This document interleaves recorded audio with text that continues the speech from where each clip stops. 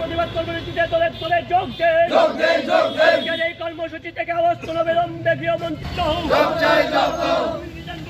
নেতা বাবা সাহেবকে নিয়ে অপপ্রচার জন্য বিজেপি জবাব চাই, বাবা সাহেবের এসআই ভীমরাও আম্বেদকরকে নিয়ে প্রতিবাদ বিক্ষোভ সভার আয়োজন করেছি। এর উদ্দেশ্য হলো, আপনারা জানেন যে আমাদের লোকসভার অধিবেশন চলছে।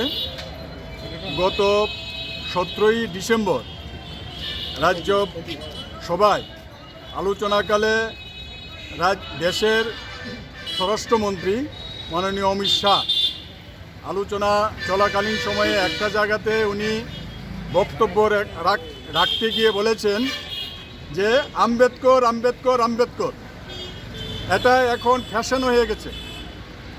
এই আম্বেদকর আম্বেদকর যতবার বলছেন ততবার যদি অন্য কিছু বলতেন তাহলে স্বর্গলাভ হতো।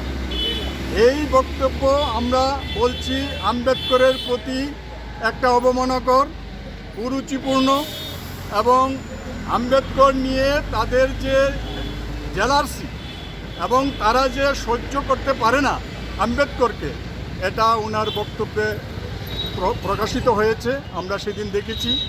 এর বিরুদ্ধে আমরা প্রতিবাদ জানাচ্ছি। আমরা বলছি যে এই বক্তব্য ওনাকে প্রত্যাহার করতে হবে, নয়তো মন্ত্রিসভা থেকে পদত্যাগ করতে হবে এবং উনি স্বেচ্ছায় বলতে হবে এটা আমার ভুল হয়েছে।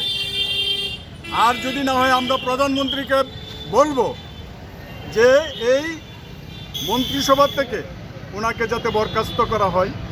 এটা শুধু আজকে এইখানে নয়, আমরা দেখেছি আগের থেকেই ওনাদের এই যে ভারতবর্ষের সংবিধান প্রণেতা এবং সংবিধানকে লিখিতভাবে বিশেষ একটা গুরুত্বপূর্ণ দায়িত্ব নিয়েছিলেন ডক্টর বি.আর. আম্বেদকর।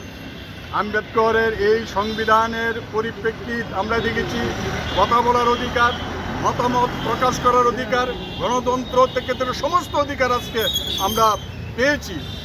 এই পাওয়ার পরিপ্রেক্ষিত বিজেপি পরিচালিত, আরএসএস পরিচালিত বিজেপি এটা ভালো চোখে দেখিনি। প্রথম থেকেই আমরা দেখেছি এই সংবিধানকে তারা অস্বীকার করার জন্য চেষ্টা করেছে এবং সংবিধান তারা মানে না এরকম একটা বক্তব্য প্রকাশ্যে না বললেও তারা প্রক্ষান্তরে এটাই বোঝানোর জন্য চেষ্টা করেছে। আমরা বলেছি তারা এই দলিত অংশের মানুষ এবং বিশেষ করে আম্বেদকর যে সংবিধান প্রণেতা হিসাবে ভারতবর্ষের মধ্যে প্রতিষ্ঠিত, উনি সুনাম অর্জন করেছেন। ওনার বিরুদ্ধে তাদের তারা ওনাকে সহ্য করতে পারে না এবং তারা সংবিধান মানে না, এটা আজকে তাদের বক্তব্যে পরিষ্কার হয়েছে। তার জন্য আমরা এর বিরুদ্ধে প্রতিবাদ সম্মিলিত করছি। সারা ভারতবর্ষের মধ্যে প্রতিবাদ হচ্ছে। আমরাও তো